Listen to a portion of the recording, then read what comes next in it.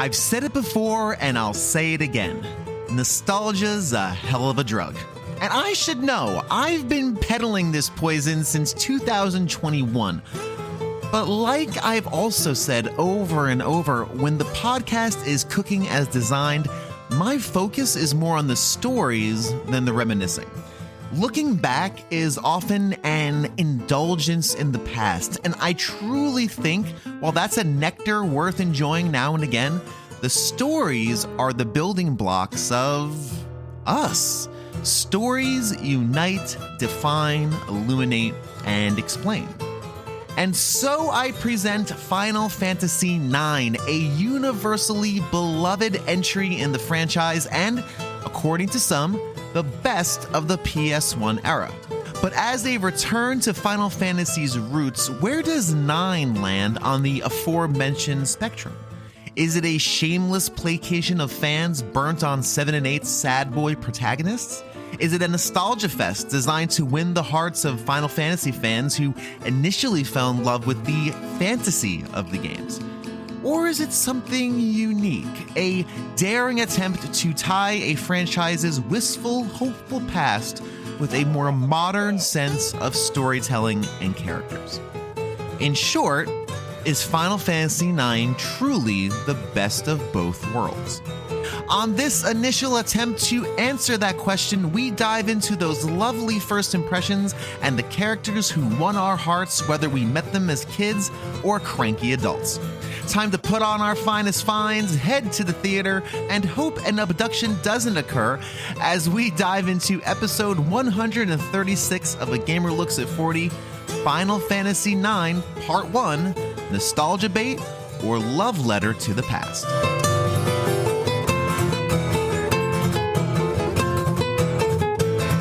Starting us off on those all-important first impressions is content creator and TikToker Mekel Kasanova, followed by Rick of the Pixel Project podcast, and then finally, Barry Carenza. But let's talk about a game I do feel. So I went from 8, and I said, let's play 9, because people really like 9.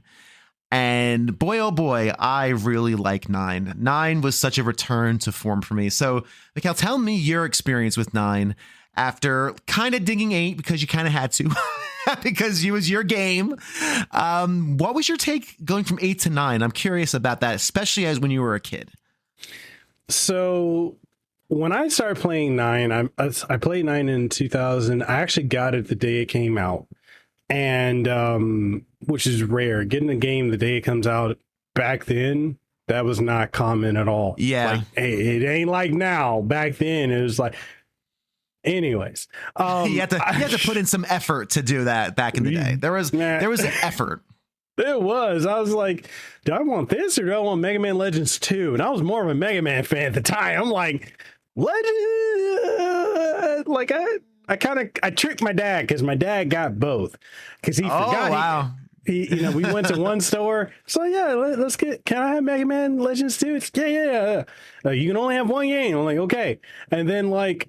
I tucked that after we bought it. We were walking around the mall and I tucked it in and my dad was like, he's super forgetful. I was like, Dad, can I have a game? He's like, didn't I get you one? No. Oh, wow. All right. Hey, there were some falsehoods going on. Wow. There was. That's devious. Yeah. Son doing that. Goodness. I can totally see my daughter doing that. Totally see my son being like, Dad, you didn't get me a game. And me just being confused. And the gamer looking at 50. Really? You sure? I thought kind of course. All right, fine. Man, that's funny.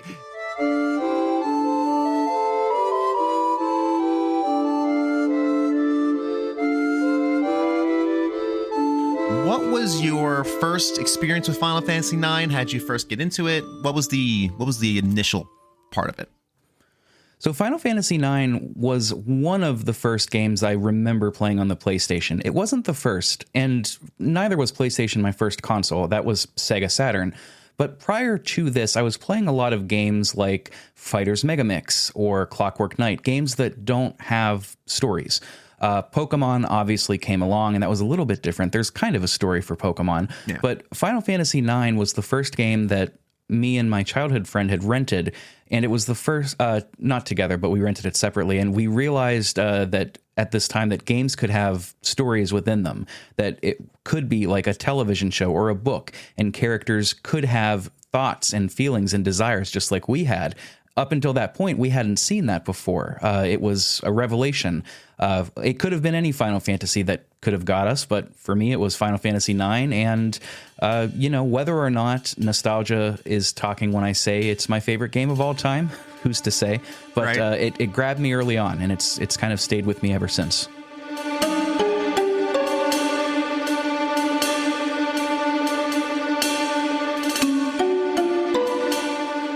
9 is another game that I played recently. It was such a breath of fresh air after playing 3 hours of 8 and not liking it. 'Cause like, oh, this is cool. This feels like a Final Fantasy game again. This is actually fun, even though there's lots of crazy stuff that happens and destruction and really heavy themes. So tell me a bit about your Final Fantasy IX intro. When did you first encounter the ninth series, the ninth entry? 9 got buried because it came out like a few months before 10. Like, it was just terrible release timing. And I think the PS2 was already out when 9 launched. Really? I didn't know that. Huh. So a lot of people forgot about 9. I didn't see 9 in a friend's house. When I got my PS2, I was like, oh, I'm going to get them all. And my college roommate at the time was playing 10. And I'm like, what happened to 9? And then I found 9 and I got 9. And wow, 9 is incredible. 9 is everything I wanted from a follow-up to 6. And I got it. It was that course correction. It was that we're going back to fantasy. We're going back to the crystals. We're going back to the music, the characters. Everything was fantastic about 9. The system with the items where you gained skills and spells from using items. I love that system. Yep. I think Trails of Grace's Grace's F does it as well. Tales of Grace's F. I love that system. I think that is fantastic. It kind of kept me a little grindy, like, oh, before I go to the next town, let me make sure all my characters have all the skills from my equipment before I move on. I think 9 just is like, it is to me the PlayStation era Final Fantasy. Yeah, I would have to agree with that. Again, 7 is important, and 7 is the flagship franchise. There was 11 episodes on 7 because it had to be. There was no way I couldn't do less than 10 hours of material on Final Fantasy 7. You can, right? But 9, I think, hits this sweet spot of fantasy and liveliness and emotional depth. I love the relationship between Dagger and, I keep saying Zidane. Is that right? I keep saying that wrong. It's Zidane. Zidane. Yeah. Okay. Zidane sounds like a boy band or something. I don't know. Is there a Zidane in a boy band somewhere? I don't know why that sounds like to me, but whatever. Zidane and Dagger. I love how much time the game gives for their relationship to grow, and it feels extremely natural. Where by the end, when he reveals himself in the ending and she runs down, like, that's some feels, man. That is some real. Whew, come on now. That twirl when they, embrace each other is just yes. And then to see like Steiner and Beatrix watching, and they're finally together, and they yes. I was like, oh, it's like, this is the happy ending we want to see. Yeah, and it's satisfying because you care about these characters and you've spent so much time, and they've taken the time to really allow that relationship to breathe. I feel like this is like the first like true happy ending since 4. When Cecil and Rosa got married. Yeah. Like, all the others had pleasant endings where it was a positive, but none of them, I don't think I would declare as truly happy. Like, 6, you beat Kefka, and the ending is you climbing down Kefka's tower, but the world is still effed up. Oh, Like, totally. you beat Kefka, yay, that's a great thing. You've accomplished something, but it's not a happy ending. No. Everyone is actually walking down and thinking back on their experience and remembering, and depending on how you played, there's remorse on death. It's not exactly a happy ending. 7's isn't a happy ending. 8's isn't a true, like, it's not like this. Right. This is like case closed. We don't need a 9-2. Nope. We've got our happy ending. No.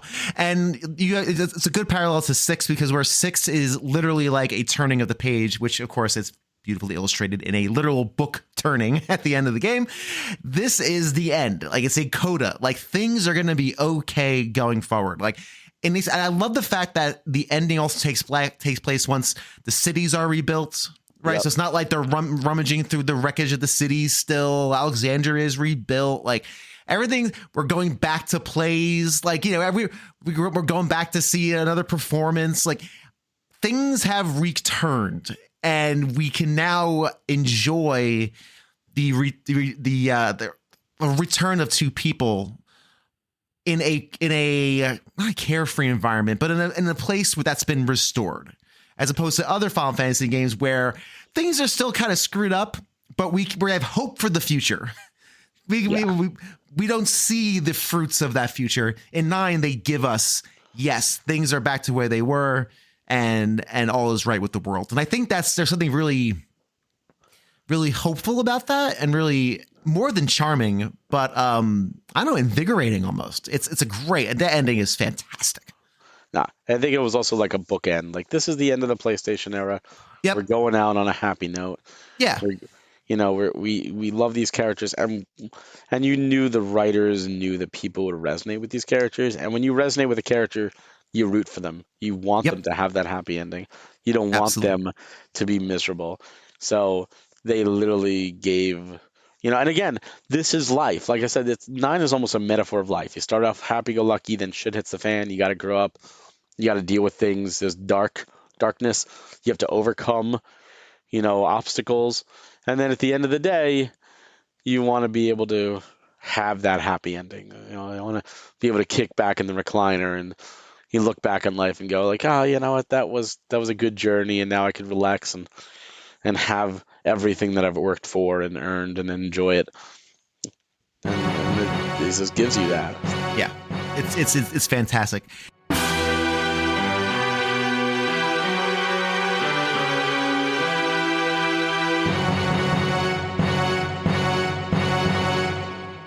Continuing the conversation is Julian from the Stage Select podcast, followed by Eric of the Unlockables podcast. Then Josh of the Still Loading podcast joins the party. And finally, James and JJ of RetroFits closes out the section. So let's move on to Final Fantasy IX. Love to hear your story of how you went from 7 to 8.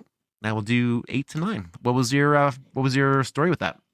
Yeah, I mean, similar thing, still working in retail, so, very much up on everything that's on the horizon, still reading a ton of magazines.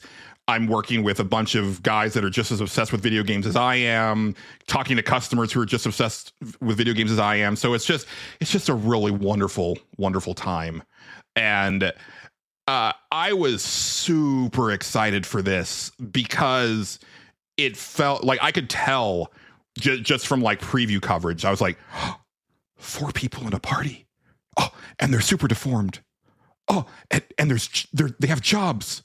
Oh, and there's equipment. Like it was like ticking off like every box of all the stuff that I had been missing from the previous 2 games. I was so excited. And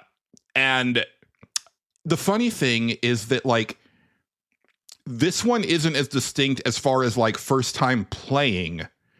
And I think the only reason for that is because, I was playing a lot of RPGs at this time. Sure. Because the cadence for me working at this store was a game would come out on Tuesday. I would buy that game. I would beat that game in a week or 2, maybe a month if it was like a long game like an RPG.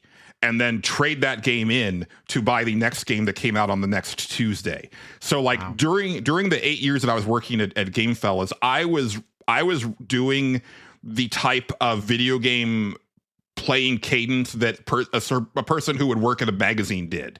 Like it was just on to the next, on to the next, on to the next. Professional reviewer, yeah. Mm-hmm. Yes, and that's actually kind of continued since then. Like I don't go back and revisit games all that often because I am always on to the next thing. Sure. The fact that I played through the original Mass Effect game 10 times, I think is a testament to how much I like that game. Wow. Okay. Because I don't do that very often. So it's hazy here because I was so in it. I was playing so many RPGs. It also kind of factors into how I fell off of this type of RPG when we get into the 7th generation with the Xbox 360, like a lot of people our age did. Yeah. But I remember just loving Final Fantasy IX from the jump. I want you to make a little hash mark every time somebody says that Final Fantasy IX is a wonderful love letter to Final Fantasy. Yes, I can make that happen. I can make that happen Because it is. It's such a loving look back at what had come before. And so back when I was writing for Pixelbit, I actually did an exhaustive retrospective on the series for the 25th anniversary of Final Fantasy. And when I talked about Final Fantasy IX, I said that it was the band getting back together for one last performance. Yeah. Because it was Sakaguchi, it was Amano, it was Uematsu, and I never remember her name. Or no, I guess it wouldn't have been her here because this was 3D stuff. But I never remember the name of the woman who was like the sprite artist. Mm-hmm. But I don't know how involved she was with the 3D stuff. So maybe it wasn't her. But still, it was like the core people that you think of related to Final Fantasy. And this game didn't even start as a mainline game. It was going to be like a Final Fantasy Gaiden thing. I think that's even what it's going to be called. But I'm glad they decided to make it the mainline game and that it was like the final mainline game on this generation because it was like the best send off that you could have. And it's the last time that we had that flavor of Final Fantasy. Because 10 is a very different. I mean, they're all very different, but there were certain like thematic elements and mechanical elements from these first 9 games that were kind of like ever present that then started to really like fall by the wayside after this. And it's like the best way that you could send it off. Like if the series had ended after with Final Fantasy IX, that's like the perfect coda.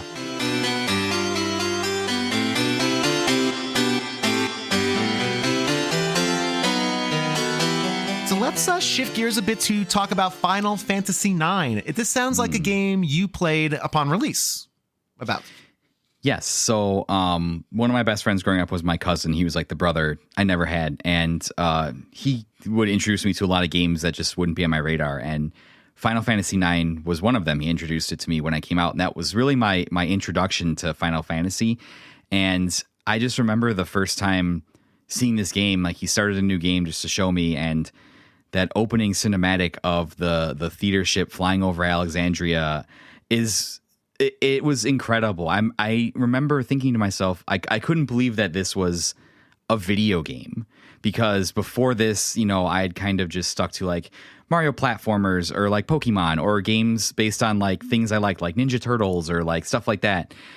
This was the first time I'd ever seen a game presented like in this way. And I didn't know like what to think because it was just something that I thought it really felt like we were in the future of video games because it just felt like it was so far ahead of its time. And I think from that opening scene and then the theater ship arrives at the castle in Alexandria with the sword sticking out of it, and then Final Fantasy IX comes across the screen and the music swells. It captivated me from the first moment. And I went home, I begged my parents to let me get the game, and the rest was history. That was my introduction to RPGs. It's my introduction to Squaresoft, later comes Square Enix. And because of Final Fantasy IX, they're still my favorite developer today. Final Fantasy IX is the reason I love RPGs, the reason why they're my favorite genre. Like this was a pivotal like top 5 game for me in my life, not just in terms of like a video game, in terms of like a creative work that tells a story. That's fascinating, and I love that you had that experience with Final Fantasy IX, because what better game to have that? Because it sounds like you were at the right age with the right game at the right time. Yes. And I could totally see somebody. Sounds like you're probably like 10 or so, maybe 11 when you played it. About 91, so I would have been, if it was 2009 or 10, I would have been 9 or 10. So 9 or 10, yeah. And I think that is such a beautiful sweet spot. You're reading well at that point. Kind of, sort of, you can read the text. You don't have to worry about the voiceover. There's no voiceover, obviously, but you can read the text. You can follow the story. And it's such a lively, refreshing world. After playing through 7 again and then trying to play 8, playing 9 again just felt like going home for me. And again, I played it for the first time this past year. So for me, it was such a wonderful experience to just go through that world and actually relax and have fun with the game and these characters.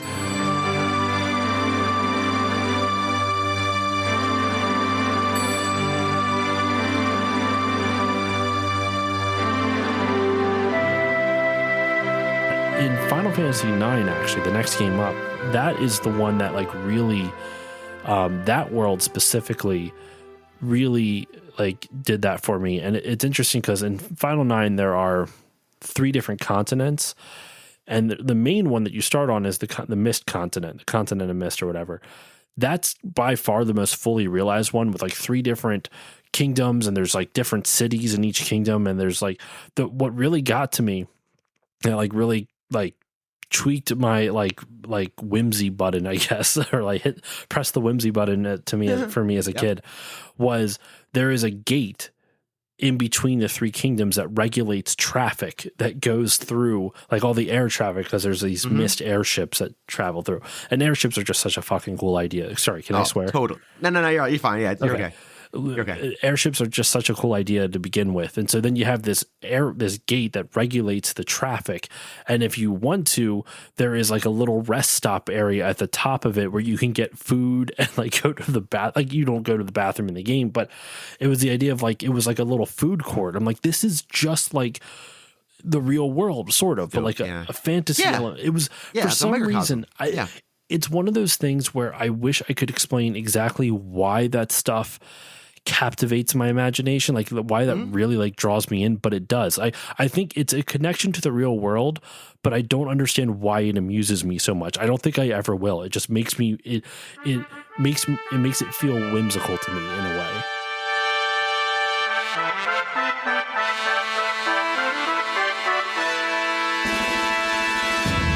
Let's transition from 8 and the disappointments therein to a game that I abandoned 8 to play, and actually play through, which was Final Fantasy 9.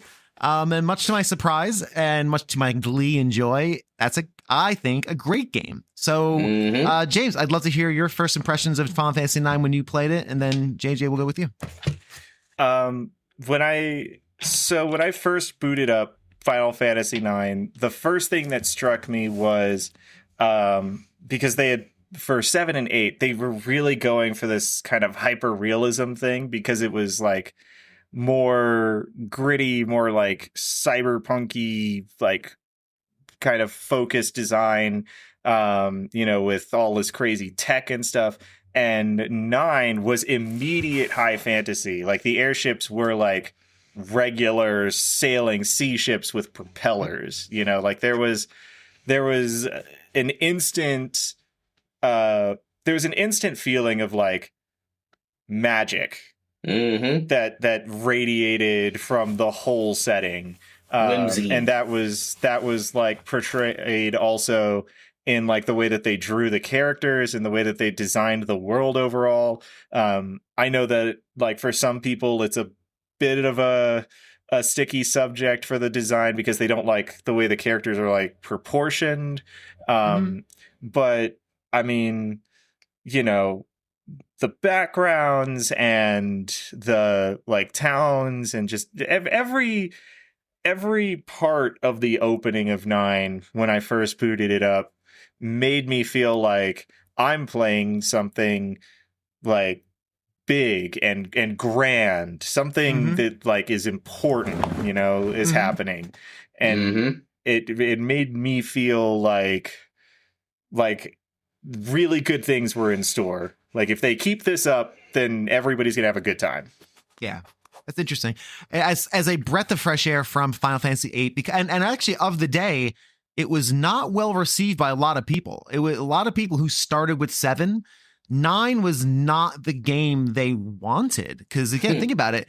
You start with 7, you know, it's this cyberpunk kind of its aesthetic. 8, again, it still has a very cool, you know, almost kind of a cold feeling to it. 9 is like this Disney cartoon almost in comparison. Yeah. And a lot of people did not like it of the day. They took a step back to the style of 6 as well. Right. Yeah. It had Wind Waker syndrome where everyone at the time was like, what is this childish cartoony stuff? And it was because they honestly didn't remember that was like the main heart of what the series used to be, because they were raised on Ocarina and Twilight Princess and stuff. Right. Exactly. And that's why Twilight Princess and the Zelda world came about, because as a reaction, or actually from, in my opinion, an overreaction to a cry against Wind Waker. But that's kind of like 9 has that similar kind of vibe. What was your first impression, JJ? Pure joy, pretty much, because because I struggled through 8, and then 9 comes out, and I'm just like, oh. This is fun. This is what I'm supposed to be doing. I'm supposed to be having fun. Yes. Oh, and these are characters that I like and I can actually kind of relate with.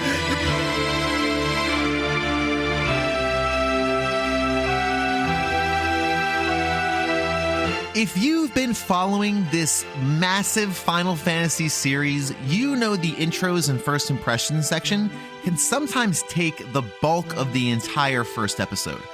But in all of my conversations for this recording, character talk reigned supreme. And it makes sense. With one of the most interesting, complex, and emotionally connected casts in the entire franchise, it should be no surprise to anybody. Starting off this section is Julian, followed by Josh, Mekel, Barry, and James and JJ. And boy, oh boy, we are just getting started. Let's dive in. But the second that Vivi walks onto screen and trips and then gets up and straightens his hat, I was in love. I was like, I adore this character. And Vivi is one of my all-time favorite RPG characters. Yeah, totally. And I think Zidane was a breath of fresh air after the sad boys of the previous 2 games. Yep. He was just, and even now, like, cause I have played this one relatively recently. I played it back in 2020 when we were like in the middle of lockdown and stuff like that. Yeah. And he is just such a great character. Like, I know people kind of complain about like, he's girl crazy and like, you know, he does like some, you know, like kind of problematic stuff like at the beginning of the game. But part of it is that he's like a 16-year-old boy that's girl crazy. Yeah. And this was also like written in 1999/2000 in Japan. So it's like, it's a very of its time thing, but it's also kind of part of his arc. Yep. He starts out that way, but that's not how he ends up by the end of the game. Nope. And he's also like one of the most ride or die characters that you can think of. Like, he is always the first one to offer to help like one of the party members, like without fail. He is just such a wonderful, wonderful character. And I think like, so when I talked about Final Fantasy VII, I said for me that game is 3 characters. It was Cloud, Tifa, and Barret. Right. And similarly for me with Final Fantasy IX, it's 4 characters. It's Zidane, Garnet, Steiner, and Vivi. I can kind of take or leave the rest of the cast. But those are the 4 main ones. Those are the 4. Vivi is, I've seen Vivi before in other things. Again, I never played it as a kid. I only played it recently. And I was struck how interesting that character is. And I think everyone says a similar thing when I talk about it, but I was enjoying the game. And then I got to the point where you get to that Black Mage village with Vivi and you start learning the stories of the Black Mages. Mhm. And that's when it clicked. And I said, ooh, okay. Now I get why this is beloved. Not just fun and not just good, because I was having fun. This is like a fun adventure, and Zidane's fun, and there's, you know, all the swashbuckling and all the fun stuff you do. But then that hit really hard. And I think Vivi is such a fascinating character. Someone discovering their mortality and wrestling with that is really interesting and good. Vivi is really, really strong. And Zidane's a strong character too. Is very much so, again, kind of that swashbuckling character, but he does arc and he changes, and his relationship with Garnet grows and it goes places. Yes. And it seems like there's forward momentum at all times. Steiner's cool. I'm a Steiner guy. I'm a huge Steiner guy. Steiner's cool. It's funny. One of our listeners is currently, as we're recording this, going through Final Fantasy IX and really deeply dislikes Steiner. And I saw that on your Discord, yes. Yeah. And I'm like, oh, I'm sorry. You mean the intensely loyal knight that takes a really long time to understand that he's working for the bad guys? That character? Yeah. I think he's great. I think he's so I love how bumbling he is, but I also love how loyal he is and how he thinks he's on the right side. And so and him slowly coming to grips with the fact that he's not on the right side, I think is a really great element of his character. I also love the fact that, he has like a special move that's only available when Vivi's in the party. That's like such a great little like mechanic thing. Yeah. And again, it's part of the reason why it's like this game is only like 4 characters for me, because it's like, well, if Vivi's in the party, then Steiner has to be in the party, and vice versa. So that's already like 2, and then Zidane's the main character. So like that's 3 spots right there. And so you may as well put Garnet in there because she's like technically the main character of the story. So there you go. So not much room for Freya or Quina or not much room for that in there. But the other characters are fun too. They all have their little bits. The only one I think I wish there was more on was Freya. I wish there was a little more to Freya than we get. I feel like. Yeah, once her emotional arc is like once you like finish with Burmecia, she's kind of done in the game, and it's kind of a disappointment. Yep. That's the only character I wish that there was a little more, because at first I'm like, oh, this person's cool. I like, super cool character. Wish there was a little more for that. But again, there's only so much story to go around.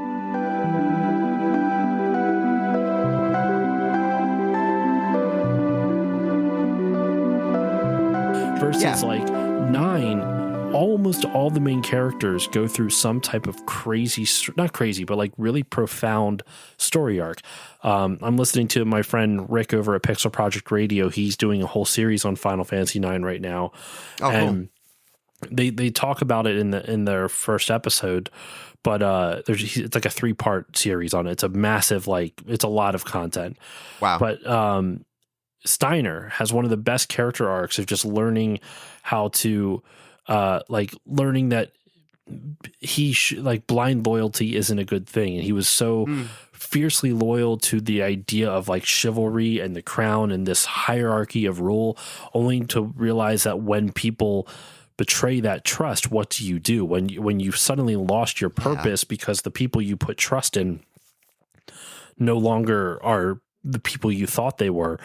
What does that mean for your way of life of serving a higher, not a higher power, but like you're serving a higher class, quote unquote, a higher purpose? Yeah. So that's just Steiner. Garnet has a whole different thing in like realize it, like trying to figure out where she came from and like who her parents were, and like it's like how to be a ruler and not she struggles with feeling like a burden, but also realizes she has to be a ruler. That there's so much to it. I don't want to go into all of it because I don't want to spoil anything for your listeners. But like, no, that's fine. There's just so much with like Vivi has one of the best character arts of all time. Like Final 9 I think has the best characters, some of the best written characters in the series period, not just for the PS1 era, just for the series period in total.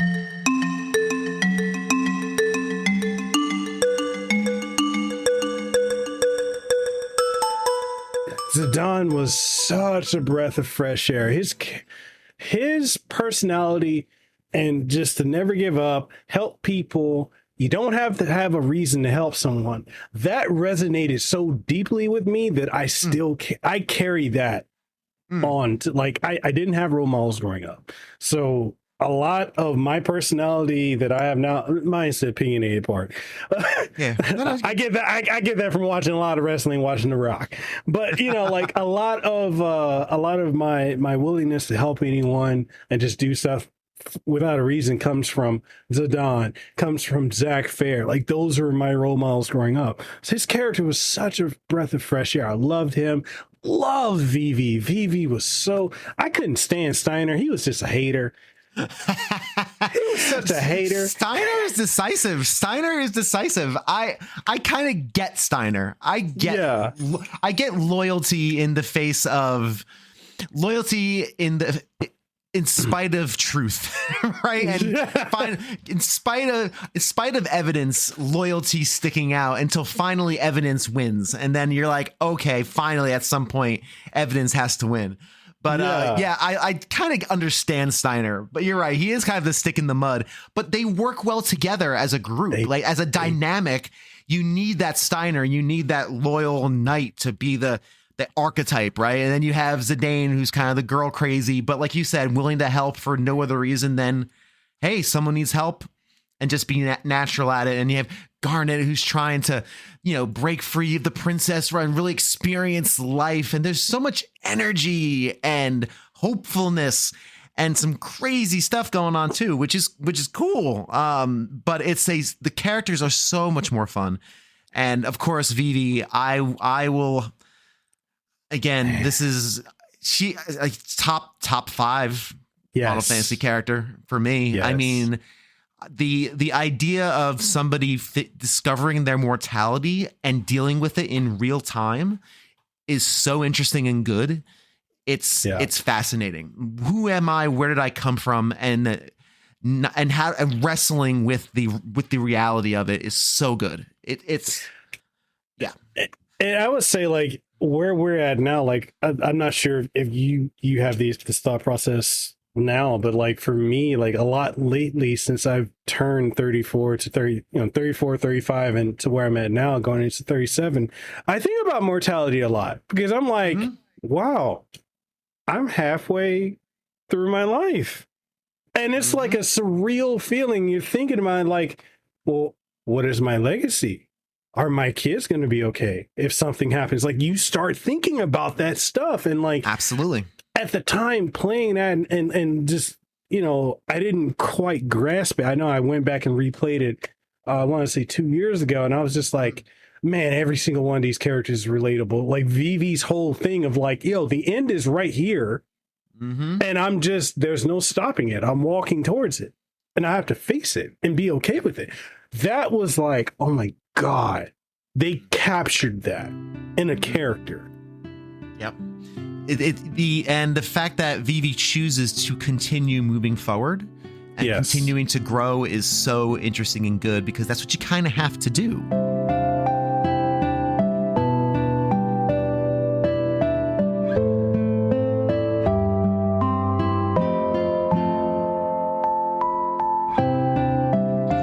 I thought Zidane or Zidane, it was what a character full of life. Yep. He was a breath of fresh air. I thought Dagger or Garnet, if you will, her transformation was phenomenal, and the scene with her cutting her hair and what it symbolizes. Setting yourself free. Yep. So beautiful. I thought even Quina, like what a weird character. He was awesome. Yeah, awesome. Steiner, Beatrix, Vivi, of course. I mean, you have these memorable characters. Vivi is, again, of all the characters, and I'm probably going to be, I'm sure I'm not alone in this. Vivi, I think, is probably a top, 5 character, I would say, in Final Fantasy, full stop. As far as depth and intrigue, someone realizing that their mortality. What's your take on the Vivi character? Maybe top 5 is a little generous considering how the length and breadth of Final Fantasy, but no, I think Vivi is deserving. I don't know. I mean, there's so good. So 9 is layered. Like we were just talking about character development with 8. 9 is layered where the characters grow. Zidane grows, Garnet or Dagger grows, and Vivi grows. He learns. He you meet him, he's like just a kid. He's just like happy-go-lucky, and he learns his mortality. He learns his fate, and it's heavy stuff. Oh yeah. And again, they do the same evil villain switcheroo. First you have got Garnet's mother, the queen, and right, and then of course you got Kuja coming in, and Kuja's a great villain. What a great counter. Yeah. And there was even callbacks like Terra was named. Wow, that's cool. The other world's Terra. Yep, the other was Terra. You have Garland, of course. Which, if you're an old head, you recognize that name. But I just love that idea of someone discovering their mortality and dealing with it, and learning to figure it out and find their place. Especially towards the end when Vivi creates clones of himself. Because he realizes, hey, if I'm not going to be around forever, let me create other versions of me. Like, that is such a cool idea and a smart character arc. It's really great. And now, of course, that village, where he learns all these things, that was the point of the game where I went, okay, now I see why everyone loves this. I was enjoying it up to that point, and then that hit. I was like, okay. Now I see why people I talk to, many will claim this is among their favorite, if not their favorite. Yeah. Well, it's, what it is, people look at like Zidane. Like if you were to ask the average person, you put Cloud, Squall, and Zidane next to each other, they would assume that Cloud and Squall are the more manly, more mature, and that Zidane is for kids. Mm-hmm. And I think they start 9 in this whimsical, lighthearted, for kids, comfort food. And then a switch happens. And it's like, oh, now you're growing up. And it's like almost like a metaphor for life. Like you start off and having fun kids, and then a switch happens, and suddenly you have to grow up. Like the scene where the whole town turns to stone. Oh, yeah. And Zidane is running with his troop, and they're running, and, not everybody makes it. Mm-hmm. And, that's impactful. And you have the lighthearted banter, between Steiner and, Zidane and, of course, Beatrix with Steiner and their relationship.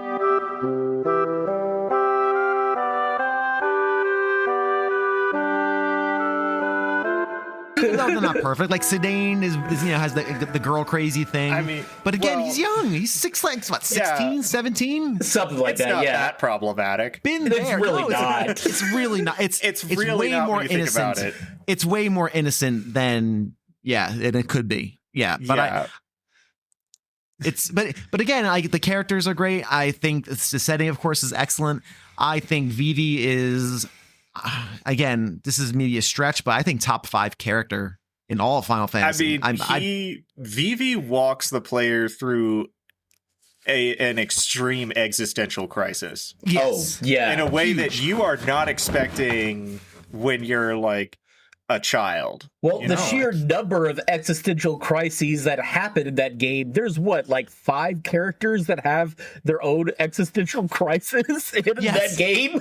Yeah, basically. And Vivi's is dark because Vivi, Zidane, Garnet village, and you find out that the second they became aware, they hated everything about themselves and decided to become pacifists in the forest.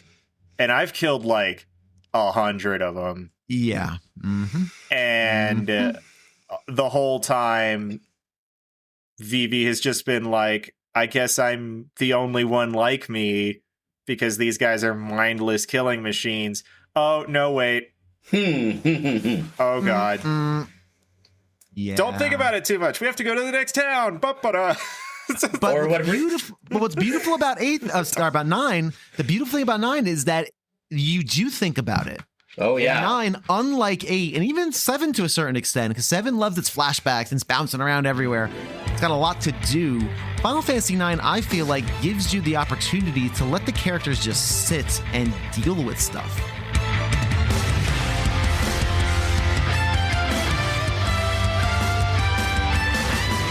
It is time once again to say thank you to my wonderful patrons during this season of generosity and gratitude.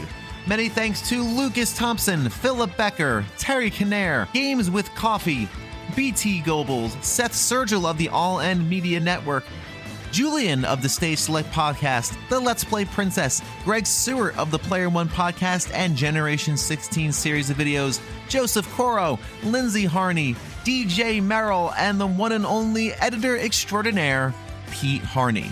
If you would like to join these amazing human beings in their monthly philanthropy of this podcast, then go to patreon.com/agamerlooks40, check out the tiers, and sign up today.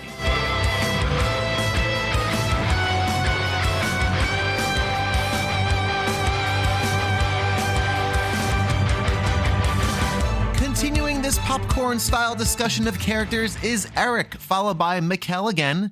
Then Eric rejoins. It'll make sense when you hear it.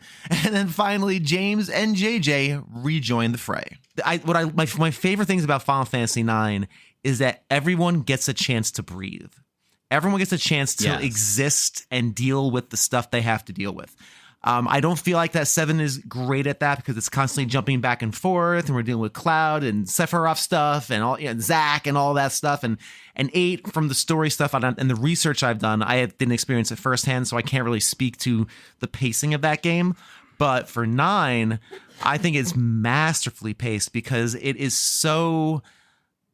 It just allows the characters to just breathe. Everyone gets a minute to just deal with their stuff, and it's so beautiful that the game allows that to happen. It was very refreshing for that. Yeah, that's one of my favorite things about the narrative.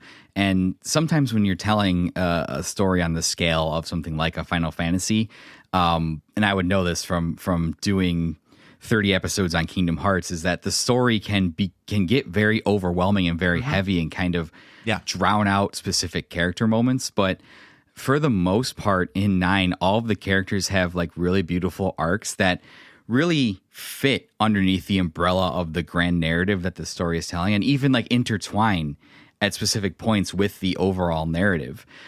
There's not a single character. I wouldn't say Armorant is maybe the one character that probably has the weakest story and weakest motivation. But all the other characters I think have fantastic story arcs and things that they deal with and things that they go through. Zidane is such a breath of fresh air from the moody boys of Cloud and Squall. I think Steiner's arc is one of the most incredible arcs in any RPG because he really, Steiner is a by the book, no nonsense knight who's sworn service to his kingdom.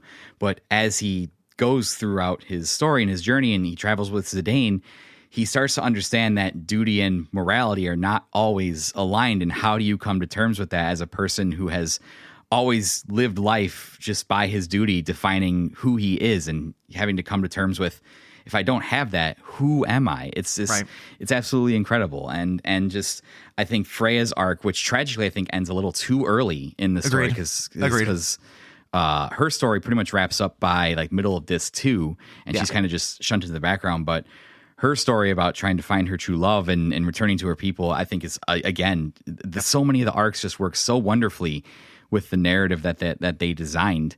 Even Zidane, who initially comes off as like this womanizer, right? It's just, and Hirano Sakaguchi even said when designing Zidane, they're like, what does Zidane do? And Sakaguchi's like, he likes girls. Yeah, and that's how he came about. He's kind of girl crazy. Yeah, he's girl crazy, but he's also young. He's like 16, 17, like he is. Yeah.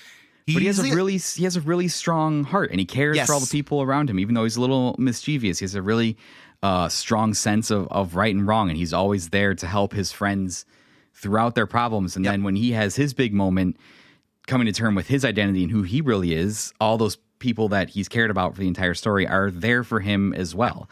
I think I'm just a sucker for like a anime good boy protagonist. I think that's probably why I like Sora so much. So sure.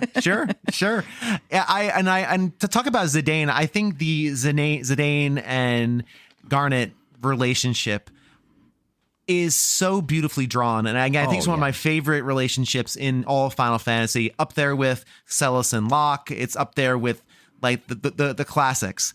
I love the fact that they connect and grow together in a way that feels so natural and awkward.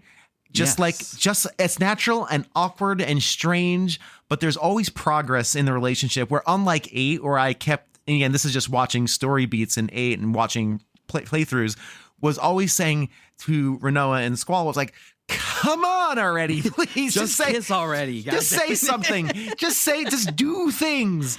I love the way that they connect, which makes that ending, which I think is probably, again, I'm going to use top 3 ending of Final Fantasy games in my opinion. And I think that ending cinematics when they all come together and the Zidane shows up again and she leaps at him. It's so pretty. It's so beautiful. Yeah. And yeah, it hits hard for sure. I think it's I agree. I think the characters are all really, really strong and really, really good. What's your take on Quina? I say Quina probably is more accurate. I really like Quina. Yeah, me too. I know that they don't really have I mean, they kind of have a story arc here. Like they're on their quest to become like a master chef, right? Yeah. I think Quina is very cool. It's the first time that I can remember seeing like non-gendered representation in a video game, and yep. I think that's very, very cool because like back then I didn't really understand that when they would like present when talking about them in like the text boxes, it would be a S/he, right? And I just thought, I was just kind of like, oh, okay, that's like kind of weird. I'd never experienced that before. Now, like growing up and looking back, and especially kind of what we go through with every new game that comes out now, people arguing about, that kind of stupid stuff. Right. I just thought that was really cool. And that didn't even really bother me. It's just more a part that like Quina was part of the gang, and that aspect of their character doesn't define who they are, and Quina serves as a lot of comic relief too. I think Final Fantasy IX, one of the funnier Final Fantasies. I think after 7 and 8 were more serious. I'm always happy when Quina's around. I'm always happy when Quina shows up or does something. Powerful character too, like powerful. If you're a blue magic person. Oh boy, yeah. You get super good. You get if you invest the time to make them strong, they're one of the best characters in the game, and you're rewarded for that investment. And I really appreciate when games reward you for that investment by like, hey, you spent the time to make them very powerful. Now they're gonna wreck everything. Now they're gonna wreck.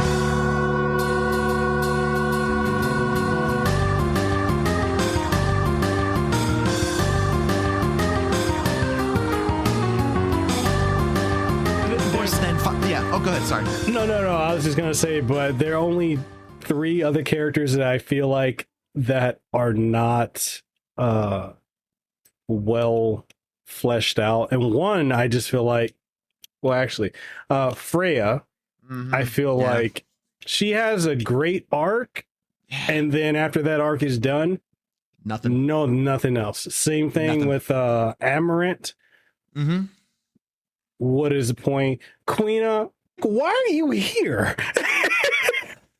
Like, Quina likes food. Quina likes to eat. It's all good. Quina likes to eat. I kind of dig Quina like I dig Moogles. Like side character, flavor, fun.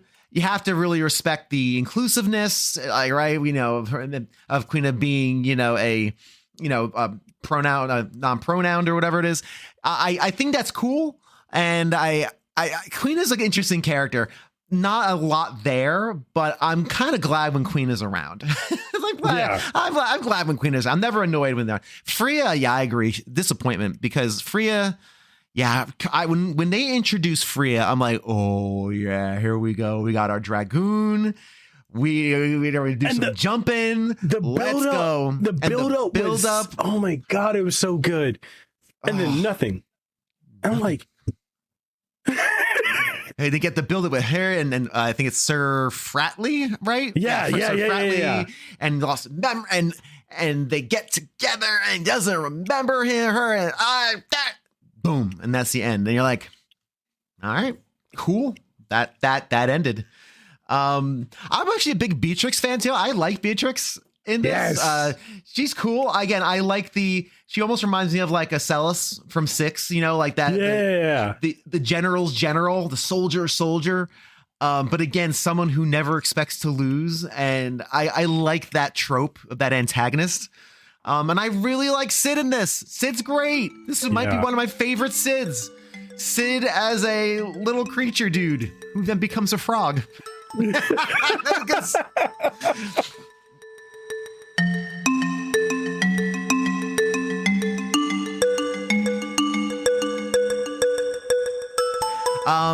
characters of Final Fantasy IX are fantastic. They're all, I think, by and large, for the most part, they are great. They all have wonderful arcs. What was the one character that you really connected with in Final Fantasy IX? It was probably Vivi, and I think a lot of people will say that. I think, Zidane is the main character, and yes, I do say it Zidane just because I know a lot of people say it Zidane. I know, it's fair. It's so ingrained in I can't break my habits, but it's all good. I think Vivi's story, especially as I've kind of gotten older, and especially now that I have kids and kind of have a little bit larger view of life, his story is so beautiful about finding the nature of like who you really are, and then having to deal with the question that all of us have to deal with sometime, like what does it mean to exist, and this fear of death that we all have to face one day. Final Fantasy IX is beautiful, and I think it's very lighthearted, and I think it's gorgeous in the way it presents itself, but it also presents some very, very adult themes amidst like war and what it means to like be lonely and find friendship and question your duty, and the ultimate question that all humans have to contend with, the thing that we all have in common no matter where we're from. At the end of the day, one day we will all pass on, and how do we come to terms with that? And every time I play this game, I try to play it at least once a year. We get to the kind of end when Vivi he's a black mage that was built for war, and he has a limited lifespan. At the end of when you beat the game, and he's writing his last letter to all of his friends as kind of all their arcs get tied up very beautifully at the end, and he's telling his friends that life is worth living because I have these memories with you, and as long as people still have these memories, I will live on. That makes me cry every time, and That's good. Yeah. It really kind of reminds me, that life that is the reason that for living, and the people that you share life with, and the people that you love, that's really what it's all about. I'm sorry, I'm getting emotionally choked up. It's all good, man. Right now, it's all good. It's all good. I totally agree with that. I think Vivi might be a top 5 Final Fantasy character. I think, in my opinion, I think top 5, yes. and I don't think I'm stretching on that when I say that. I'm not, and it's not recency bias or anything. I really find his arc is just so beautiful because, like you said, coming to the grips with your own mortality is something we all have to deal with.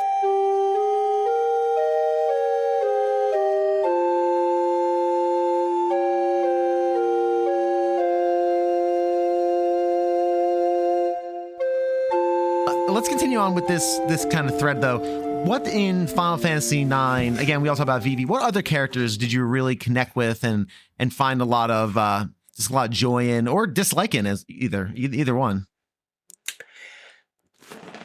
Amarant is actually one of my absolute favorites, just because he evolves very quickly. Because he joins, he's like how did you beat me? I'm gonna follow you so I can find out how or why you beat me. And then he gets injured because trying to take on something that was too big for him, and you save him again, and then he's just like, maybe there's more to life. Because his ending animation actually changes. Whenever you first get him, he's just standing there in his animation at the end of a battle. After he does his emotional thing, and he'll actually sit down on the ground and then like in contemplation. Interesting. I never noticed that. Mm-hmm. Yeah. You kind of shatter Amarant's entire worldview as part of his character arc, and it's a really good bit of like character storytelling, the way that they have it flow sort of organically from the time he joins the party to the time that you have to pull him like injured out of the castle. And I'm sure this will catch me a lot of flack as I've gotten older. I find, because when I was a kid, 2000, I'm 11 years old, I'm dealing with weird racial stuff in the middle of Texas. It's a long story, but like Zidane's whole existential arc. Zidane, pronounce it right. I'm pronouncing it the way every game has pronounced it that says his name out loud. They are wrong, and you know it. It wouldn't have an E on the end. Hey, man, you don't speak Japanese. I actually kind of do. No, I know. I'm messing with you. Yeah, but his whole like existential thing of like finding out that he really is different from everybody else, like it wasn't just some weird thing he was going through, and still just having to hold it together, like really hold it together, because what else are you gonna do in this insane situation that they've been thrown into? Like, Right. That was big for me. As I've gotten older, I find that, my overall goals have shifted somewhat, and now I just aspire to be Queena. just happy in my swamp with my food, My frogs. my frogs, just cooking and being merry and The way of the gourmand. Yeah, I mean, providing really profound advice to everyone else that they don't get at first, because what's her name? So Eiko, when you sort of first go to her hometown and really meet her as a character, she's got that like childish infatuation with Zidane, and she's like, oh, I'm gonna cook him dinner in this like weird trad wife kind of way to win his heart, and like the way that Queena enters the situation is one of the Mughals is fishing to get fish for the stew. Yeah. And he's like, I've hooked up. Oh, I got a marlin. And he pulls Queena out of the river. And everybody flips out. But the first thing Queena does is like, oh, you need help cooking. Hang on, I got this. and they Immediately just, like, jumps in. Yeah. Yeah. Like no like questioning the situation, no anger at being fished and hooked, nothing. It's just like, I exist here now and we are cooking. I do one thing and I do it well. Let's cook. Right. That's like me at a party. Like, oh, there's a conversation about something happening. I can talk. Let me chime in. I can do one thing, and I'm going to do it whether you want me to or not. Damn it! I'm going to tell you everything you need to know about this thing. Eiko, we need to cook. That's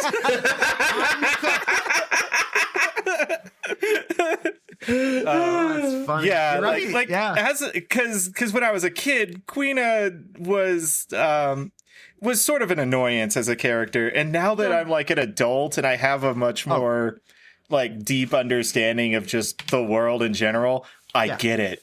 Yeah, I understand 100% where the idea for Queena came from. Mm-hmm. I understand why that was probably some overall character designer's dream. Mm-hmm. Yes. Yeah. And from a mechanical standpoint, they are the easiest way to level up in the entire game, because all you need is level 5 death and then Grand Dragons. Right. Oh, right. Yeah. Because that you could do that very early in the game and you could get very overpowered. Yeah, having her eat the dragons having them eat the dragons. I do like how over all of the years, they have kept all of the lore around Queen is just like, it's just they, them. That's it. Yep. There's no like weird question about it. Everybody just sort of accepts them when they see them. And it's a different species. They can be whatever it wants. Exactly. Yeah. Everybody's just chill with it. Yep. And we move on. Thing. Yeah. It's an accept. It's not It's just an accepted thing, and that's it. And no one cares. Nobody's shitty about it either. No one's crappy about it. No one is like, they're okay. Yeah, it is very refreshing. And actually, for again year 2000, probably a little bit of a daring choice for that era, and probably still a daring choice now. I mean, now we have social media. It'd be very hard. Yeah. Surprised there's not. We don't want to get into that conversation, obviously.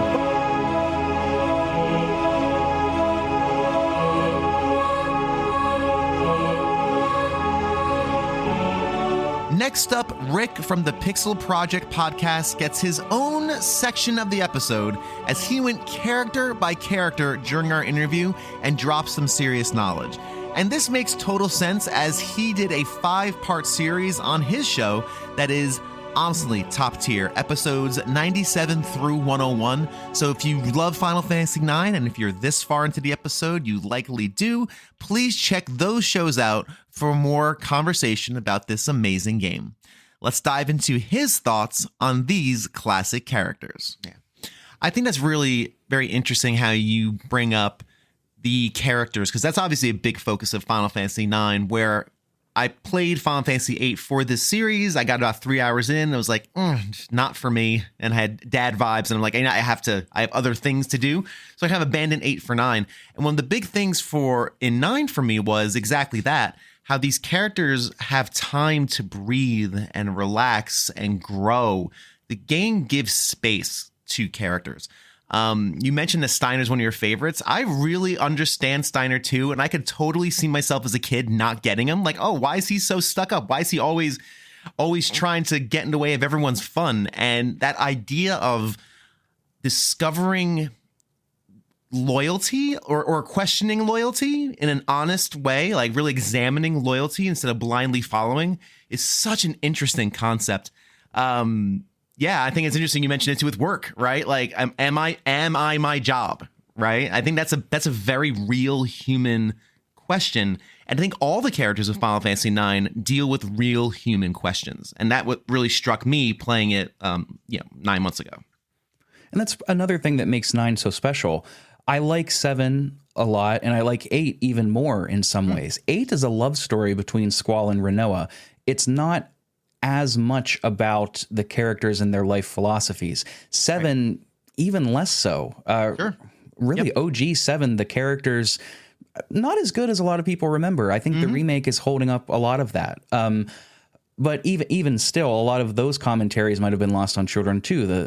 Things like eco-terrorism and environmentalism. Right. The characters in 9 are a standout. And of course, the follow-up with 10, I mean, it does a lot of the same things just as well.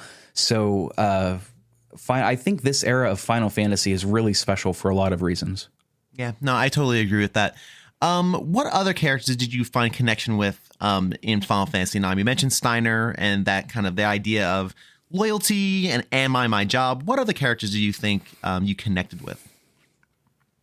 I think outside of Steiner, I mean, I think Vivi is kind of the obvious answer. I think everybody can take something away from his arc and just coming to understand how to phrase it, coming to understand how special life can be through learning about mortality, which all of us come to terms with at some point, and our understanding of it changes as we age. One of my favorite characters in the game was Freya, the Dragon Knight. Unfortunately, her character arc gets kind of snuffed out. It ends very prematurely. Yes. But that her whole character is exceedingly tragic. You know, pining for a lost love, sort of devoting her life to finding this lost love, and then when she does, he can't even remember her. It's a death, right? The death of a loved one, but the most tragic sort of death, in which the other person doesn't even realize it and still walks among you like a specter. How horrible. But it kind of fizzles out and the writers just kind of almost abandon it. It's one of my least favorite parts of the game. Totally is how they agree. It really stinks. I like her a lot. When Freya shows up, I am like, oh, here we go. Here we go. I got my Dragoon. Here we go. I was super invested from the beginning, and you're right. I love the arc, and then it just kind of ends. That's it. It's really interesting. And I don't know why. Again, it could be time, could have been memory. I don't know. But yeah, I really wish they had fleshed that out more. I like Beatrix a lot too. Beatrix being the antagonist for a while. Our queen who does war crimes. We love her. She's really terrific. Again, I wish she would have gotten more time. But seeing her develop in tandem with Steiner is really special as well. That same sort of finding yourself, but hers is more of like a steeped bitterness, whereas Steiner just kind of gets slapped with it all at once and kind of has to reckon like, well, that's interesting. What do I feel? Whereas Beatrix has been thinking this all along, and it's just been eating at her until she can't take it anymore. I like her a lot.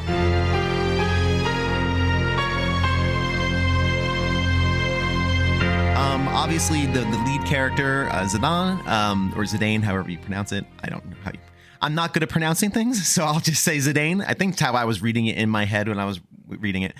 Zidane, I think, is, again, another really breath of fresh air after 7 and 8. And I don't mean to dunk on 8 because I didn't play it enough to make a real criticism of it. It was more of a time thing where I'm like, I'm not enjoying myself. So that's cool that you like 8. I mean, and people do like 8. It wasn't for me, and I had to kind of move on with other things. Again, just dad world. But Zidane is such a breath of fresh air. He can be a little problematic, a little bit, but there's an innocence to it that I think it's really great. And I love his underlying character of, hey, I just want to help. Like, how can I help? How can I help the situation? I think that's really endearing, to be on an adventure with a character who feels like he wants to be there. Especially coming right off of Cloud and Squall, too. Right. We had two PlayStation installments of a sort of brooding main character, the stone-faced, taciturn main character that's a little too cool to be genuine. Right. We get a turn away from that with Zidane, and then again with Titus in 10. It's it's a little similar to Locke in Final Fantasy VI, another thief, a little bit more happy-go-lucky. Maybe not really, but yeah. I agree. I like Zidane a lot. Zidane, I'll say Zidane because you're saying it too, and you're probably right. Well, I say Zidane. I've said it. I mean, yes. So funny. If we're pronouncing it like we would, like we're reading the Japanese names, it would be Zidane. It would be Eiko. Okay. But I've said Zidane and Eiko since I was a kid. I think they sound better. This sounds better for my brain. I don't know why. So I'm going to say Zidane. But what I really like about Zidane is that he starts out going through not going through the motions, but not really having a plan. He's a thief with this traveling theater group, and they do this thing, and they have jobs that they do. But then he seems to find a purpose, and he finds that purpose very quickly, which I think is really intriguing, where as opposed to Squall, where he finds his reason way down the line. And Cloud, of course, he's got every reason to be stoic because he's basically living 3 lives, essentially, right? Like, he's basically 3 people smushed into one, and yeah, that's going to cause some trauma. So what I really like about what they do with Zidane is they get him started, and he starts growing pretty quick, and then they give him an entire game to really develop. It's a really interesting character, and I like spending time with him. It's a romantic aspect, too, in a way, because he, for so long, like you said, he's going through the motions, this sort of arrested development where his life is kind of just coasting. Yeah. Again, something that a lot of us feel at one time or another, whether it's deciding what to go into for school or being stuck at a job that's just kind of fine. We're just sort of going through the motions, and his purpose, what becomes his reason, comes out of kind of nowhere, sort of least when you least expect it. Is it a little bit, I don't want to say corny, is it a little bit cliche in that way? Yeah, kind of. A little bit. But these things do happen, and you know, it's a fantasy. I mean, we can allow some things to be fantasy, right? Yes, absolutely. Nothing has to be steeped in complete literalism. But I would even say for a lot of people, just in the regular world, change can happen very quickly or very suddenly, or the spark for change can happen quickly. I like to think big things happen in small moments, and it doesn't have to be this long thing. So it feels very natural, his kind of turn, because it feels like a piece of his personality was awakened. And he didn't realize, oh, wow, I really do care for people in a way that I didn't really expect. Wow, I care for this person. I get Garnet. I get Dagger because I get her and I don't know why. And he spends a lot of time discovering that through these actions of just trying to do the right thing. And I think that's really great.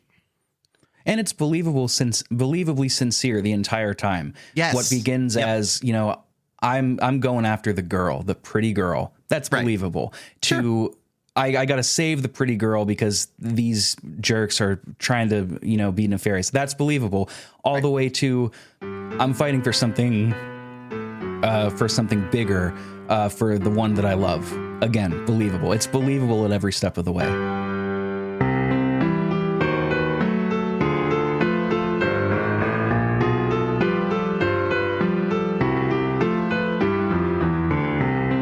Garnet's a great character too. I think she's really fantastic in the role that she plays. I think at first I was taken by how she feels like kind of the standard, hey, I'm the princess, I don't want to be a princess anymore. But her arc is really interesting as well, as she kind of grows to discover her own sense of self. And a lot of this game is about discovering your sense of self, right? And everybody is, from Kuja to everybody is discovering their sense of self.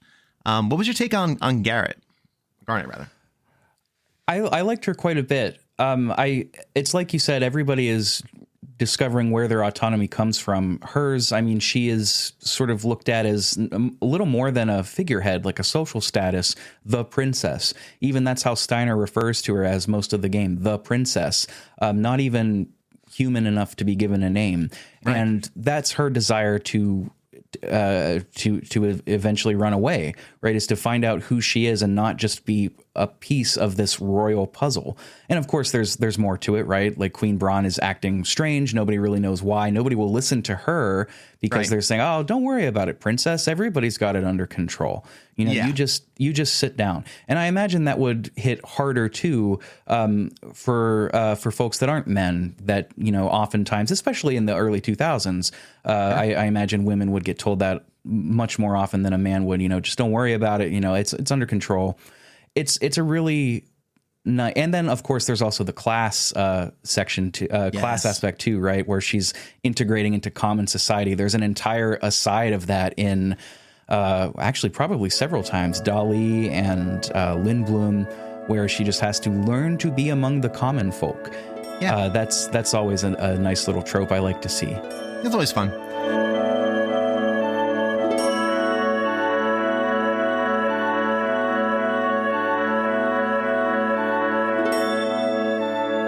Is a powerhouse, like low-key one of the best characters for your party in the game. Yeah. Which, look at how often that happens with blue mages. Gao in 6 ends up being one of your most powerful. Yep. Maybe Kimari? No, Kimari not really. I don't know. But I like Quina a lot. I think I hated Quina as a kid. I thought it was a stupid design and what a stupid character. Just so one note. But Quina's not one note. I think if you're playing as a 10-year-old, 12-year-old, it's very easy to see Quina as one note and choose not to actually absorb what Quina's arc is teaching you. And that's another thing I suppose too. A lot of Quina's arc is hidden in side quests, like the backgrounds with Quan. It's all hidden. But Quina, what I appreciate about Quina is focused in their conviction to a fault almost, and has to learn to broaden themselves, whereas everybody else, or most of the rest of the cast, kind of has to learn to focus in on what's important. Quina already knows. It's just now getting Quina to realize, okay, there is more to life than just food. I was somebody that was in school for a skill-based profession, and that idea of, hey, there's more to life. You're not going to be a complete human being if you focus on one thing. That's something that resonates very deeply with me. And have there been games and stories that do that theme better? Yes, unequivocally. But I still liked it. and also, I mean, kind of funny. Quinn is pretty funny. She's fun. I keep saying she. Sorry, they're pretty funny. I appreciate the humor. I was always happy when they were around. I was always happy, and of course the S/he part of it I think is pretty progressive for year 2000. I mean, that was pretty cool for the part time, and I think that's still very cool as well. I really appreciate. It's fun to be around. I mean, it's fun to be around, and I'm never upset when they're there. That's kind of how I take it. Yeah, I didn't feel like the slapstick comedy aspect of Quinna's character was overdone either. No. I'm sure if I thought for like 2 more seconds, I could think of another Final Fantasy that maybe overdid that. It's not coming to me right now for whatever reason, but Sure. You know, it's not so bad. Low-key, one of my favorite comedy bits in the game is Vivi and Quinna getting married, which again is optional in Condopeti, the dwarf village. You know, They can go through the ceremony. Neither of them are speaking. They're just kind of ... And Quinna just turns and says, "I so happy." Aw, it's so sweet. It's so funny. Very, very funny.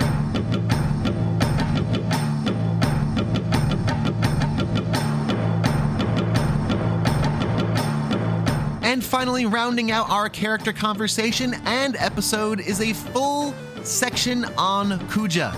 Because, friends, y'all had some thoughts on Final Fantasy IX's antagonist. Not quite enough for a Kuja-sode, right?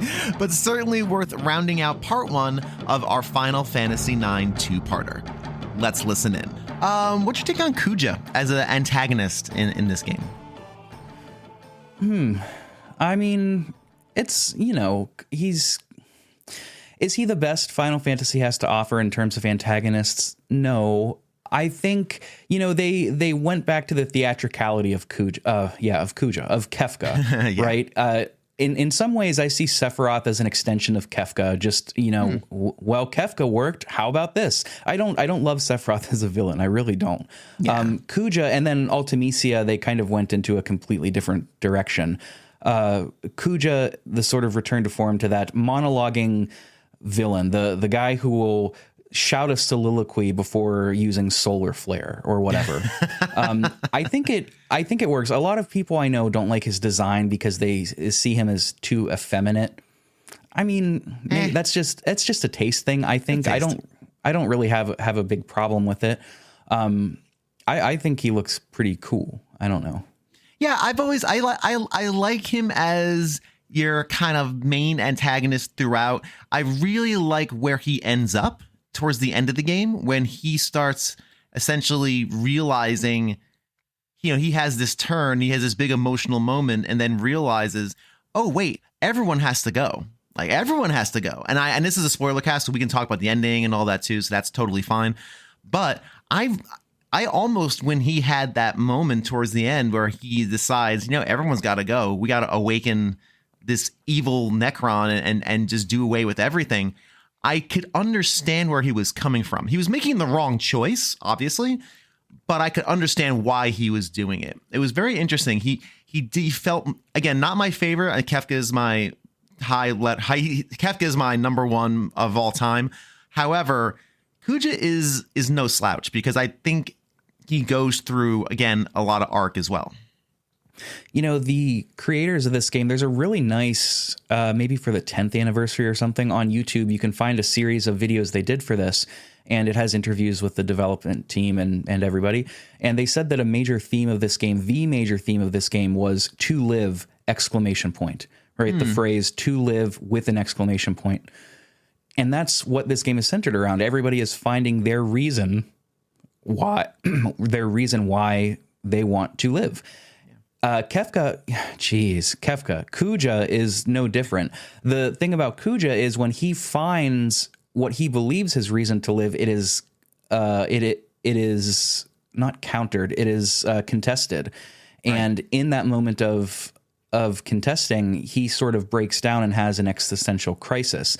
Yeah. And his suffering through, he's not able to overcome that. He's not able to reconcile that cognitive dissonance of what he believes and what is the reality, that ultimately Zidane was always destined to usurp him, and that he's not, you know, his quest for power, his will to power has kind of all been for naught. He can't handle that, and that's when he ultimately goes into his nihilistic downward spiral, right? As all great villains must do, it seems. Right.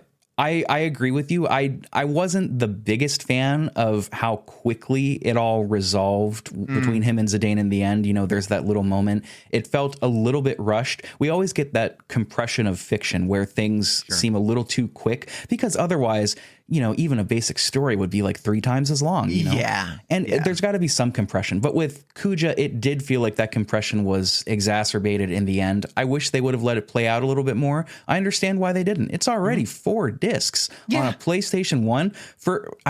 Whenever you look back, Final Fantasy 4 through 6, just one SNES cartridge. That was unheard of. 4 discs. That is insane. The most on the PlayStation. I don't think any game ever went to 5. I'm not sure. I don't think so. I think 4 was it. I think Final Fantasy 9 was it at 4. I don't recall anything being bigger than that. I agree. I like Kuja, and I think is an interesting character for sure. And he's an interesting what's the word I'm looking for? Antithesis, I guess, to Vivi, who has a very similar existential crisis, but deals with it and takes the time to deal with it and reconciles it and then does positive things with it. Towards the end of the game, Vivi has chosen to make clones of himself, right? Like, he's chosen to continue on, because knowing he has mortality. And I think that's right. Yeah, I would say he had kids, but that's technically making clones of yourself. I don't remember because I guess he had kids. Yeah, that's fair. Right, but he has kids, right? So he chooses but he chooses to continue on, right, through other things. And Kuja just does the opposite, decides nothing is worth holding on to anymore. So I think the two are very interesting. They're diametrically opposed, and that's interesting. And there's a way that you can look at that too. You know, Vivi's going through this canonically. I think he's 9. I mean, in game universe, he's like a year old, but for the accelerated age, he's 9.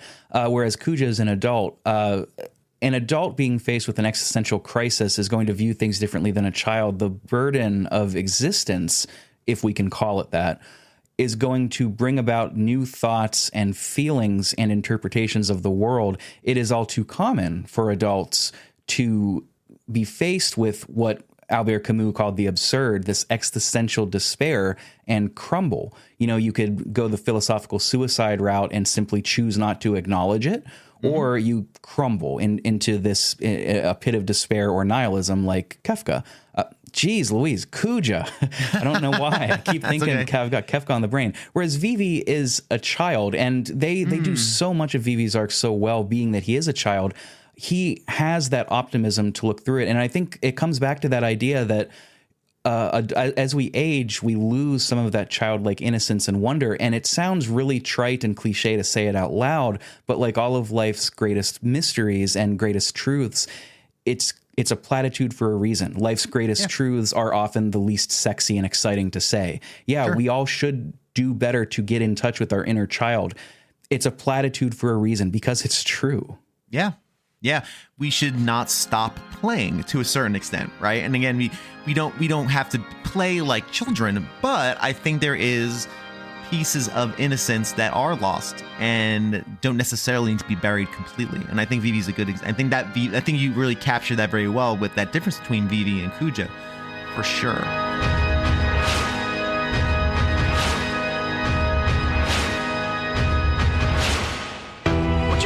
Kuja as a for the most part the antagonist of the game, for the longest part. I mean, you know, I know we've already discussed it's. What's your take on Kuja as as kind of your main big bad? He's fine. I like his design. It's a very like I think they got to express Amano's art probably the closest that they ever had at this point. Sure. It's still not like, I think I've mentioned this in a previous interview, but I'm still waiting for a game in this series to be like No, the game looks like an Amano painting come to life, and like we're gonna take his designs and make them exactly like he designed them, and it's gonna look unlike anything else that this series has ever had, but it's going to be the most accurate rendition of what his ideas are. But this is the closest that they ever got to really expressing those designs, and they are divisive, but I really love them. And I'm just such a fan.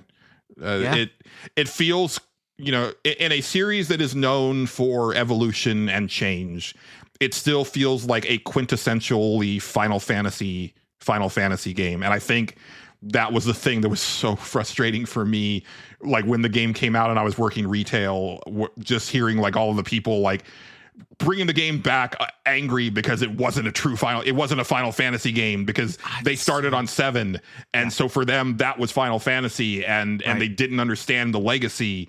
And it wasn't just like our customers, like it was definitely a sentiment like that I would see in like video game like letters pages and magazine letters pages at this point. And probably I would have been on some forums around this time period as well, and seeing that type of rhetoric.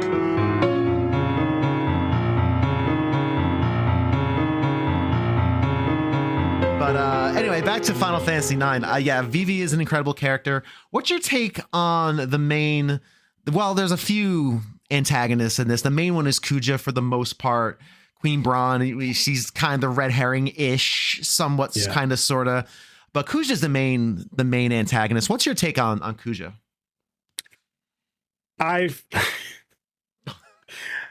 Okay, so this is 12-year-old Mekel is going to give this answer. Okay, so perfect. So when I was going up against Kuja, in my head, I'm like, at the time, I'm just like, this is very much, I feel like I'm going up against Squall mixed with Cypher. Ooh, that's interesting. Like with how his edginess and all that, like I feel like the character of Kuja, and I felt like at the time he was such a caricature, and they were kind of making fun of the fact that we had two back-to-back edgy, moody characters. He works as the antithesis of Zidane. He works. I don't know, like I feel like he could have developed more. I mean, he does go just like when he finds out certain things. For those of y'all who didn't play, I'm not going to spoil it, but he finds out certain things. He's just like, all right, cool. Well, you know what? Everybody got to go.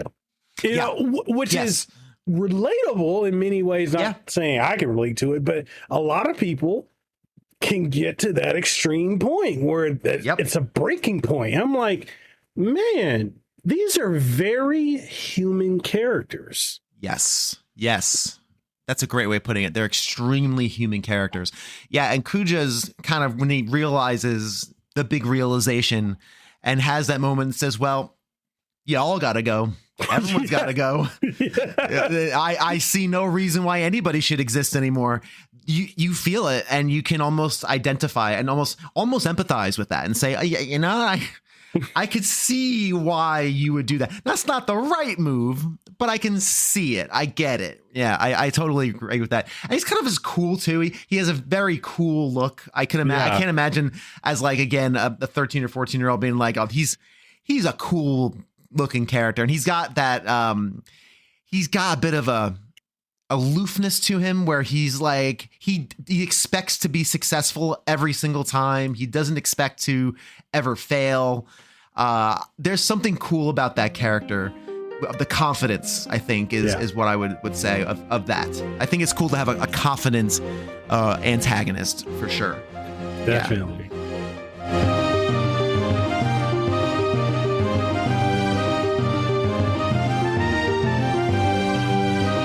What's your take on Kuja? I feel some of the best villains are ones that are the other side of the coin of the hero. You know, Goldbez was so memorable because he was the other side of the coin to Cecil, his brother. And Kuja is very much the other side of the coin to Zidane. they play off each other well. They work as protagonists, antagonists well. And I feel like Kuja is often neglected when we talk about Final Fantasy villains. Like, obviously Sephiroth comes up, Kefka comes up, Golbez does come up, X-Death, some people will throw those in. Seymour. Sin. Yeah. Sin or Seymour, whichever. Yeah, but I feel like Kuja is almost forgotten about. Garland, of course, classic. But I almost feel like I will hear people mention the Emperor or Ultimacia before Kuja. And I'm like, really? Because Kuja, did you not play? Like, yeah, maybe not. A fantastic villain, and he was the counter. That was it. They were two sides of the same coin, and he was Zidane's counter, and it worked. It worked extremely well. Was he the big bad in the end of the day? No. Most of these counters aren't the big bad at the end of the day. That's Final Fantasy. That's how it works. Do that. But Kuja was just something special, I think. And we've seen villains, I think, that have come to his tier. I mean, I don't know if we've even, in my opinion, we have actually seen some villains hit the Kefka tier for me. One in particular, which we'll get to.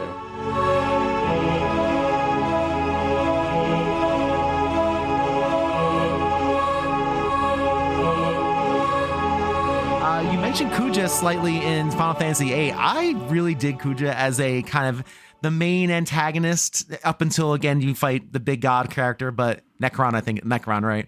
Yes. What's your take on Kuja? So, Kuja was really the first time that I encountered a villain that was layered, right? Because up until then, when you're young, you get the sense of like good and evil. Like the good guys on the cartoon show are always fighting the bad guys, and it's very clear that that the Ninja Turtles are good and Shredder is bad. Well, Kuja is clearly doing very terrible things by causing all these countries to fight and go to war with each other. There are like layered reasons to his madness is a little more kind of thought out and a little more, I would say, theatrical than your Kefkas or your Sephiroths. He's a little more kind of cunning, a little more pulling the strings in the background. And again, 9 was the first time I really encountered a villain with that kind of depth.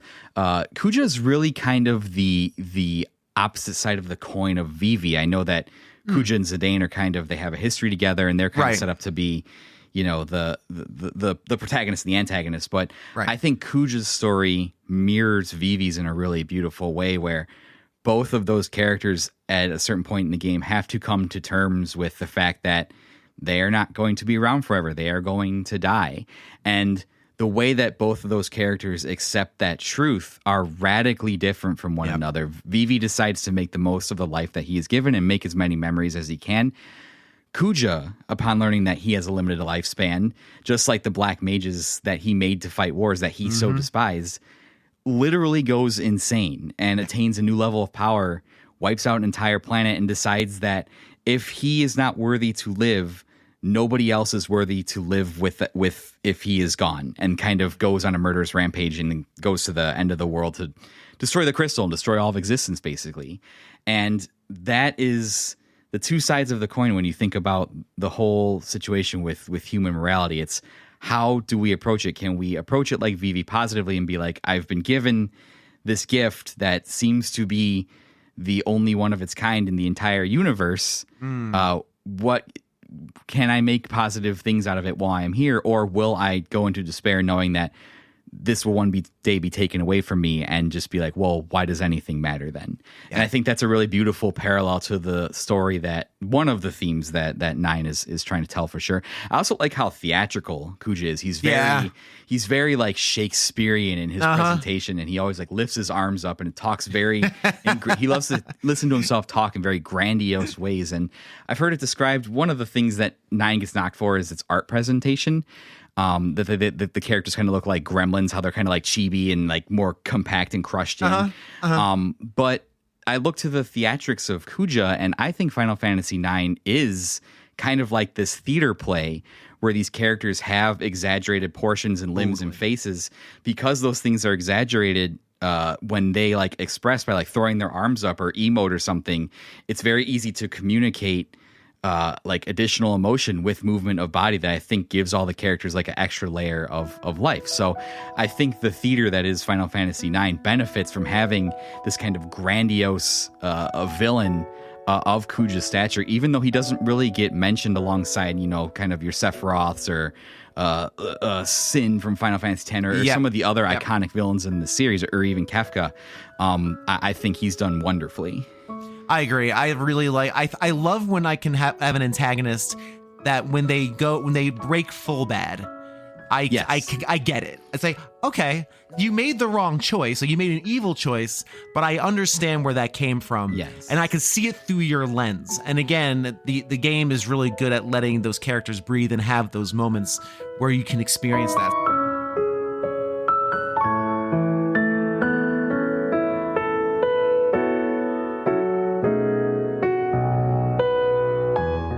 And that just about does it for this edition of A Gamer Looks at 40. Thank you so much for checking out this episode.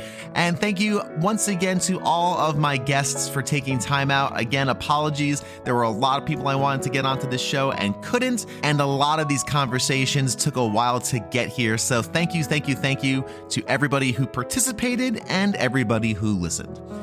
Once again, if you haven't done so already, check me out on socials like TikTok and Instagram, and I think still BlueSky. Also, join the Discord. The invite link is in the show notes.